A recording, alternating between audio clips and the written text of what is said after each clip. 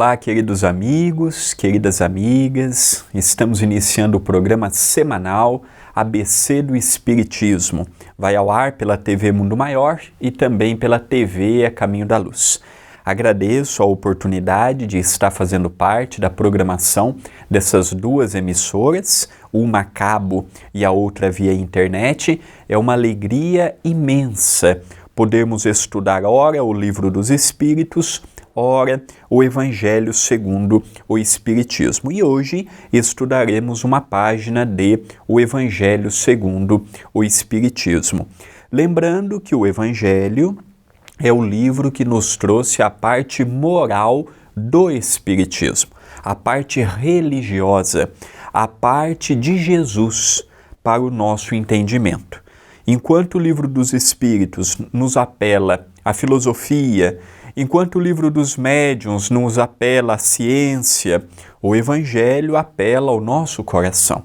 E é um convite, nos seus 28 capítulos, ao entendimento do sofrimento, da dor, os ensinos de Jesus que foram modificados pelas conveniências humanas, como entender as passagens de Jesus. Lógico, Allan Kardec não pôde estudar todo o Novo Testamento, senão nós teríamos um evangelho com tamanho inimaginável. Mas Allan Kardec, intuído pela equipe que o assessorava, escolheram trechos importantes da vida e dos ensinos de Jesus e trouxeram com um novo entendimento. Mais do que isso, permitiram que os espíritos, por meio dos médiuns, esclarecessem assuntos transcendentais, como, por exemplo, o que veremos hoje. Hoje vamos ver o último item que compõe o capítulo 17, Sede Perfeitos, cuidar do corpo e do espírito. Nós somos uma dualidade. Dualidade significa dois. Nós temos o lado físico e nós temos o lado espiritual. O lado físico é o corpo, em que a alimentação é importante, o exercício é importante, temos uma vida saudável, uma vida em que faço pelo menos uma caminhada por dia, é necessário. O corpo é uma ferramenta, o corpo é como um carro, é como um computador, é como um eletroeletrônico, ele tem a sua data de validade. Até conversava com Paulo o quanto nós temos dificuldades para aceitar, por exemplo, que já chegamos em certa idade. É difícil aceitar, olha, não é que eu não dou conta, mas é outro momento. Não é que eu não sou capaz, mas hoje eu preciso de mais auxílio de outras pessoas. É difícil. Quem tem avós em casa, quem tem pais já com uma certa idade, sabem bem do que eu estou falando. Não é fácil lidar com o idoso. Quando nós somos jovens, às vezes queremos ter aquele corpo bonito, aquele corpo definido e cuidamos apenas dele. Mas é importante também cuidarmos do espírito. Independente da religiosidade, independente da frequência que eu vá a um templo de oração, é importante nós vermos que não somos só matéria, nós também somos espírito. Como também é uma negligência quando eu só cuido do espírito e abdico de cuidar do corpo físico. Se eu só cuido de um e esqueço do outro, seja ele qual for, eu estou negligenciando uma parte e eu estarei levando a uma exaustão. Então, quando eu cuido do corpo e esqueço do espírito, eu esqueço de uma prece, eu esqueço de filtrar os meus pensamentos, eu esqueço de pedir força e coragem para mais um dia que se inicia. É muito natural que eu fique aprisionado a pensamentos e entidades de menor felicidade. Não porque Deus assim o permite, mas pelo meu próprio livre-arbítrio. Então a minha ausência de fé, a minha ausência de vigilância, a minha ausência de espiritualidade pode fazer com que eu adoeça pela doença dos espíritos que me acompanham. O inverso também é verdadeiro. Eu sou religioso, eu estou na casa espírita, eu procuro a reforma íntima, eu procuro ser fraterno, solidário, equilibrado, eu procuro ser amoroso com todo mundo, mas eu não cuido do meu corpo. Eu tenho grande chance de chegar no mundo espiritual como um suicida inconsciente, como foi o caso de André Luiz, no livro Nosso Lar. Só que no nosso caso, já não tão inconsciente assim, porque também já temos o mínimo de maturidade para sabermos do que estamos falando. Então, o espírito amigo, Georges, espírito protetor, em Paris, 1863, portanto, agora em 2023, é uma mensagem que completa 160 anos. Diz o espírito amigo: consistirá a perfeição espiritual na maceração do corpo? Para resolver esta questão, apoio-me em princípios elementares e começo por demonstrar a necessidade de cuidar do corpo, que, segundo as alternativas de saúde e doença, influi sobre a alma de maneira muito importante, pois temos de considerá-la como prisioneira na carne. Para que esta prisioneira possa viver, movimentar-se e até mesmo conceber a ilusão da liberdade, o corpo deve estar são, disposto e vigoroso. Estabeleçamos uma comparação. Eis que ambos se encontram em perfeito estado. Que devem fazer para manter o equilíbrio entre as suas aptidões e as suas necessidades tão diferentes? O embate entre eles parece inevitável e difícil chegar-se ao segredo do equilíbrio. Então aqui o espírito amigo nos dá uma dica preciosíssima, que o corpo não é mais importante que o espírito, e o espírito não é mais importante do que o corpo. Precisamos encontrar o equilíbrio. Um corpo saudável me dará condições de ter plenitude numa tarefa espiritualista. Ao passo que, quando eu estou em paz, quando eu estou sereno, quando eu estou equilibrado, eu conseguirei refletir no meu corpo.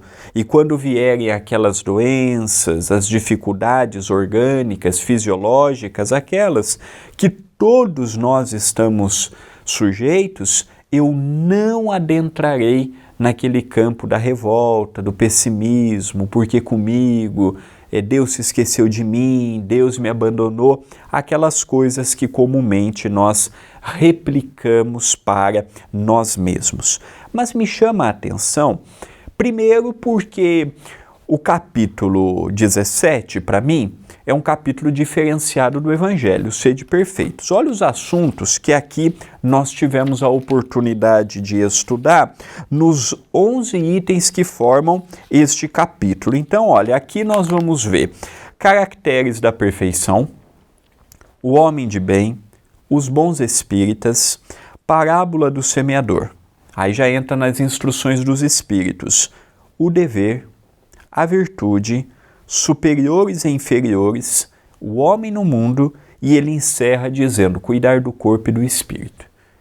O ser perfeito, logicamente que estamos falando do ser perfectível, a felicidade, a paz e o amor, ele automaticamente precisa cuidar do corpo e do espírito. Cuidar do corpo e do espírito, vou pegar um exemplo de Emmanuel e modificar para trazer para o nosso contexto. Emmanuel dizia que a nossa evolução é a feição de um pássaro. E todo pássaro possui duas asas. Uma seria a equivalência da moralidade e a outra da intelectualidade. E uma, auxiliada pela outra, daria voos plenos. Modificando o conteúdo de moralidade e intelectualidade, eu usaria o mesmo exemplo de Emmanuel e diria que, para passarmos bem pela vida corpórea, também somos a feição de um pássaro. De um lado, o lado material, do outro, o lado moral. Olha que interessante quando Jesus nos fala em determinada citação bíblica. Importante é cuidarmos do alimento, Mas mais importante não é o que entra pela boca, e sim o que dela sai. O que Jesus quer nos dizer? Que é importante ter uma alimentação saudável, correta, balanceada, conforme nós temos hoje uma medicina, os nutricionistas, os entendidos da alimentação para nos ensinar. Mas também devemos tomar cuidado com o que falamos. O que entra na nossa boca é matéria. E naturalmente nós vamos reter as fibras, as proteínas. E o que não serve, naturalmente é expelido por nós. Agora, é importante nós analisarmos que o que sai de nós via oral, palavras, frases, opiniões, discursos, ou pelo pensamento, e pelo pensamento eu posso englobar desejos, sonhos, ideais e um monte de outras coisas, pensamento e verbo saem em forma de espírito. Então o alimento é matéria para manter o corpo funcionando, mas o que sai de mim é espírito e energia. É aí que devemos ter atenção. Porque o que sai de mim forma os quadros que eu vou alimentando. Então aquela pessoa muito negativa, aquela pessoa muito problemática, uma coisa pequena se torna vultosa, está sempre atraindo para si um excesso de carga espiritual. Além de ter que lidar com a dificuldade, ele acresce a dificuldade à reclamação. É igual quando nós vamos pedir um lanche, uma pizza, uma comida e alguém pergunta, você quer um extra? Quer? Eu põe um ovo, coloca um bacon, coloca isso, não são os adicionais? Vai ficando maior, vai ficando mais apetitoso. No quesito espiritual, o mais significa endividamento moral. Então, quando eu coloco potencialidade negativa, potencialidade do azedume, potencialidade do negacionismo, potencialidade da não aceitação pela fase que eu estou passando, é como se eu jogasse para o meu próprio corpo uma carga doente frente às minhas células. Lembremos que o nosso pensamento, o meu pensamento, é quem vai somatizar em todo o meu corpo. E hoje a própria ciência já diz o que o Espiritismo, desde o século XIX, já fala com Allan Kardec.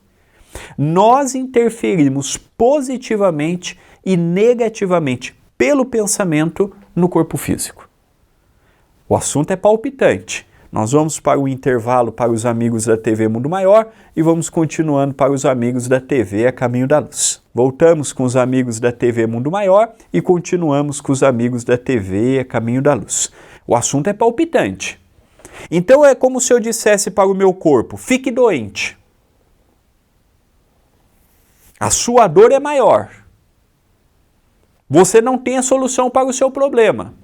É como se eu apontasse o dedo para uma pessoa e só recriminasse ela. A pessoa vai murchando, murchando, murchando, murchando. Se ela tem tendência à depressão, potencializa. Se ela tem tendência à ansiedade, potencializa. Se ela é um espírito suicida, aumenta a vontade de tirar a sua vida. Então qual que é o convite do espírito amigo? Olha, lance para o teu corpo ordens que possam sustentar os fardos da vida. Porque de dificuldades já basta a vida. Se eu quero ser feliz, comumente eu sou o maior causador da minha infelicidade. Às vezes eu imagino que a minha infelicidade repousa na mão da minha esposa, na mão do meu marido, na mão do meu chefe, na mão do meu funcionário, na mão disso ou daquilo. Não. O maior causador da minha infelicidade sou eu. O hipocondríaco, o melancólico, o colérico, o doente por natureza, ele atrai para si. Ele diz assim, você é doente. Você tem dor. Você tem problema. E ele vai aceitando, vai aceitando, vai aceitando. Suas células vão todas adoecendo. É o comando que eu dou para ela. É o comando que eu passo para ela. Por isso que um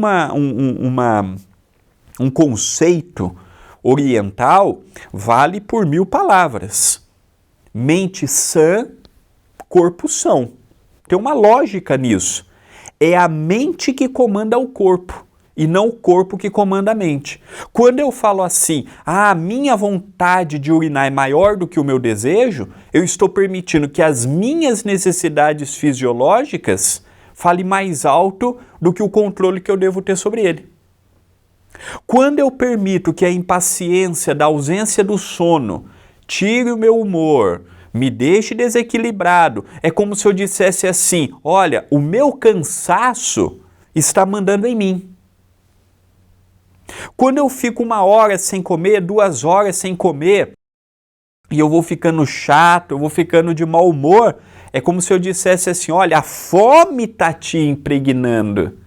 E a tua vontade é subjugada pela fome, pela vontade de ir no banheiro, pela vontade disso e daquilo. Nós ainda não aprendemos o oposto. Quando nós estudamos as correntes orientais, nós vemos que existem hindus, por exemplo, que ficam em posição de lótus 2, 3 dias sem se levantar do chão. Como é que eles conseguem se o corpo deles é o mesmo nosso? Conseguem ficar 1 semana sem comer. Como é que nós conseguimos isso? Como é que eles dão conta? Dão conta de pisar em brasa e não sentir dor? A palma deles é a mesma da nossa. Então nós vamos percebendo que eles já dominaram o domínio da mente. Ao passo que as nossas sensações fisiológicas nos dominam. Vem um problema até nós. Pronto, acabou nosso dia. O gerenciar problema no Ocidente, que é onde nós moramos, é diferente. Aqui o problema familiar cresce, o problema religioso cresce, o problema político cresce. Tudo se torna grande. Então nós estamos sempre vivendo aquela montanha-russa das emoções. Nós estamos sempre vivendo o colapso, sempre agitados, nervosos, sempre pensando o que vai ser, o que vai deixar de ser, e eu tenho que realizar, e o tempo passa por nós, a gente corre para nada. Esse é o pior. Nossa, parece que a minha semana eu corri, não deu para fazer nada. E é verdade. O celular tem tomado muito nosso tempo. Conversas virtuais que não têm nos levado a lugar nenhum. Excessos de vídeos em televisão ou em streaming, como o próprio YouTube, tem nos tirado muito tempo. E nós estamos cada vez mais ausentes do nosso próprio eu. O tempo que eu tinha para dar uma volta, para olhar o pássaro, para ver uma flor abrir, eu estou com o celular na mão. O que era para ser um encontro de amigos, você vai num shopping, por exemplo, na hora do almoço, tem 4, 6 pessoas numa mesa, cada um com seu celular na mão e no seu mundo íntimo. Então, o cuidar, hoje, nós vemos o tanto de pessoas procurando psicólogos e psiquiatras. Não digo que eles não são importantes, muito pelo contrário, são fundamentais, mas nós poderíamos cuidar melhor da nossa mente também. Nós poderíamos cuidar melhor do que nos abala e acharmos um equilíbrio. Tudo é motivo para o nosso desespero. É a violência que cresce, foi a pandemia que ainda persiste, é isso, aquilo. Se nós analisarmos, a Terra até hoje não teve um dia de paz. Se eu não encontrar a paz no meio do caos, eu sou engolido pelo turbilhão da vida. Porque o mundo é problema. O mundo é dificuldade. Se eu não encontro a paz mediante a turbulência do mundo, eu sou engolido pelo mundo. Então esse equilíbrio que ele nos fala, corpo e espírito. Espírito e corpo. É um casamento. É um casamento. Em que cada qual tem as suas funções, os seus deveres e os seus direitos, como a vida em sociedade. Só que hoje nós cuidamos muito do corpo. O corpo já tem mais, mas pela ausência de cuidarmos do espírito, nunca se teve tanto depressivo como nós temos hoje. Nunca se teve tantos suicidas como nós temos hoje. Nunca se teve tantos drogaditas e alcoólatras buscando na droga e no álcool o refúgio. Muitos vão para o vício procurando carinho materno e paterno que não encontram dentro de casa. Ou o próprio cigarro, o tabaco. Então, querem chamar atenção. Então nós percebemos que esses subterfúgios que nós vamos criando para nós vai aniquilando tudo que nós temos de resistência. Então hoje nós vemos a qualidade de vida tem aumentado, mas pelos alimentos que comemos, pela industrialização que nós temos hoje nós chegamos até os 80, 90 anos, mas com uma bolsa de remédio do lado. Chegamos com uma bolsa de remédio do lado.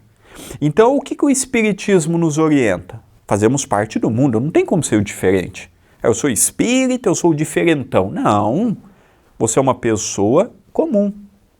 Agora, com conhecimento diferente. Então, o Evangelho no lar pode nos dar um entendimento. Ah, o Evangelho vai tirar meus problemas? Não. Ah, o Evangelho no lar vai pagar minhas contas? Não. Então, para que serve o Evangelho no lar? Para que você vai na academia? Para fortalecer os músculos. Para que você vai numa fisioterapia? Para fortalecer o corpo. Para que você vai num pilates? Para que você lê? Para adquirir conhecimento. Para que você faz evangelho no lar? Para fortalecer o lado espiritual. É simples. Se eu não trabalho meus músculos e eu sou inválido, ele atrofia. Já viu a perna de um cadeirante? Já viu o braço de uma pessoa imóvel? Vai atrofiando, porque o músculo não é trabalhado. Com o nosso lado espiritual, a mesma coisa. Se eu não trabalho a solidariedade, se eu não trabalho a bondade, se eu não trabalho o amor ao próximo, eu vou atrofiando espiritualmente. E aí tudo vai me abalando. O negativismo, o pensamento das pessoas. A idade vai passando e eu já não vou mais fazendo o que eu fazia. E nem sempre eu acompanho isso. Olha, pera, antes eu dava conta de fazer, agora eu não dou. Agora eu preciso aceitar a ajuda de alguém. Principalmente os homens têm essa dificuldade de aceitar a idade. Porque nós somos acostumados à autoindependência. Em casa sou eu que trabalho. Quando o chuveiro queima, sou eu que arrumo. Quando a porta está com problema, sou eu que aperto o parafuso. Quando a telha quebra, sou eu que troco. Então nós temos aquela ideia da masculinidade. E eu vejo que ela vai passando como tudo na vida. Então o cuidar de ambos demonstra amor. Quando eu cuido de mim, eu estou dizendo para mim, eu te amo. Porque antes de eu amar minha esposa, antes de eu amar meus filhos, antes de eu amar meus pais, antes de eu amar quem quer que seja, eu tenho que me amar. Não adianta eu amar os outros e esquecer de me amar. Ah, eu amo todo mundo, mas você se ama? Não. Ah, eu amo a mãe, eu amo o pai, eu amo a filha, eu amo o filho, eu amo a esposa, eu amo o marido, eu amo todo mundo, mas você ama você? Não, não tenho tempo. Eu tenho tempo para todo mundo, menos para mim. Eu tenho tempo para cuidar do cachorro, eu tenho tempo para cuidar do filho, eu tenho tempo para visitar isso, eu tenho tempo para aquilo, eu tenho tempo para aquilo, mas não tenho tempo para fazer uma caminhada, não tenho tempo para fazer uma higiene mental. Quando nós acordamos, nós não tiramos o pijama, às vezes tomamos um banho, já colocamos a roupa do trabalho, escovamos os dentes, arrumamos o cabelo, tacamos um desodorante. É uma higiene que nós fazemos. Por que eu faço a higiene física e não vou fazer a higiene espiritual? Meu cabelo acorda tudo desgrenhado, aquele mau hálito, os olhos com ramela. Eu tenho que dar uma aparência. Se eu chegar daquele jeito no trabalho, ninguém vai suportar estar do meu lado. Ninguém vai aguentar ver a minha aparência. Então a gente não está um trato. Espiritualmente, nós somos igual ou iguais. Eu não posso negligenciar o espírito e achar, não é porque eu não vejo, ele não existe. Ah, não, a ciência ainda não comprovou, é balela do espírita, é balela do espiritualista, não é balela não. Não é balela. E muito do nosso sofrimento é por não reconhecer que o espírito é importante. Ou por não reconhecermos que o corpo é importante. Quantas pessoas não chegam na velhice com problemas desnecessários? Nunca cuidou da alimentação, nunca cuidou do pensamento, nunca cuidou dos passos que estavam dando. Então a vida é um plantio. Então eu vou colhendo conforme o que eu planto. E o tempo é implacável. O tempo vai sempre para frente. Se eu não tomar cuidado, daqui a pouco eu fico para trás. Queridos amigos, estamos caminhando para o término de mais um programa ABC do Espiritismo, pela TV Mundo Maior e pela TV A Caminho da Luz. Eu agradeço a todos que estão me acompanhando, rogo a Jesus, o nosso Mestre, o nosso Senhor, que nos abençoe, que nos ampare, que nos ilumine, que possamos encontrar a coragem e a força para seguirmos a nossa caminhada. Até a nossa próxima semana, até o nosso próximo encontro. Muita paz!